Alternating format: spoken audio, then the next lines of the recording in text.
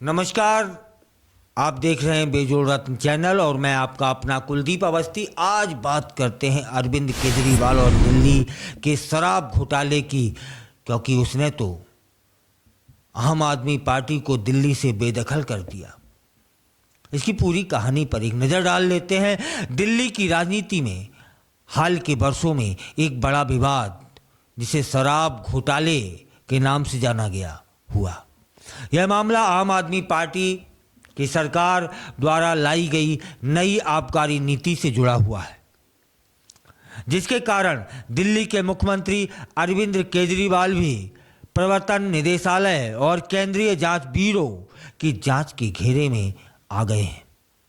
इस पूरे मामले को विस्तार से थोड़ा सा समझने का प्रयास करते हैं। क्या है दिल्ली शराब नीति 2021? दिल्ली सरकार ने 2021 में एक नई आबकारी नीति लागू की, जिसमें सरकार ने शराब की खुदरा बिक्री से खुद को बाहर कर लिया और इसकी पूरी जिम्मेदारी निजी कंपनियों को दे दी। शराब की दुकानों का संचालन निजी कंपनियों को सौंप दिया गया। शराब पर सरकार का नियंत्रण कम हो गया, जिससे मुनाफे का बड़ा हिस्सा निजी कंपनियों के पास जाने लगा। सरकार को उम्मीद थी कि इससे अधिक राजस्व मिलेगा, लेकिन ऐसा नहीं हुआ। तब फिर घोटाले के आरोप कैसे लगे? जब यह नीति लागू हुई तो भारतीय जनता पार्टी ने आरोप लगाया कि इसमें भ्रष्टाचार हुआ। आरोप कौन कौन से थे? कि लाइसेंस धारियों को फायदा दिया गया, नीति के तहत शराब कारोबारियों को कुछ खास शर्तों में छूट दी गई, जिससे चुनिंदा कंपनियों को फायदा हुआ। आरोप लगे कि शराब कंपनियों ने सरकार को करोड़ों रुपए की रिश्वत दी ताकि उन्हें लाइसेंस आसानी से मिल सके। नीति से दिल्ली सरकार को लाभ की बजाय नुकसान हुआ और नीति लागू करने वालों ने अपने हित साध लिए। भाजपा ने इस घोटाले की जांच की मांग की। इसके बाद केंद्रीय एजेंसियां सक्रिय हो गई।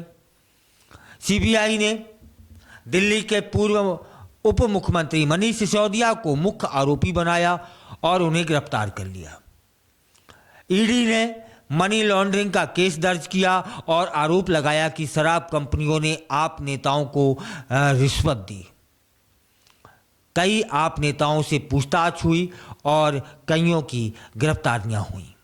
अरविंद केजरीवाल पर आरोप मार्च 2024 में ईडी ने दिल्ली के मुख्यमंत्री अरविंद केजरीवाल को भी इस मामले में गिरफ्तार किया। एजेंसी ने आरोप लगाया कि केजरीवाल इस पूरे घोटाले के मास्टरमाइंड थे।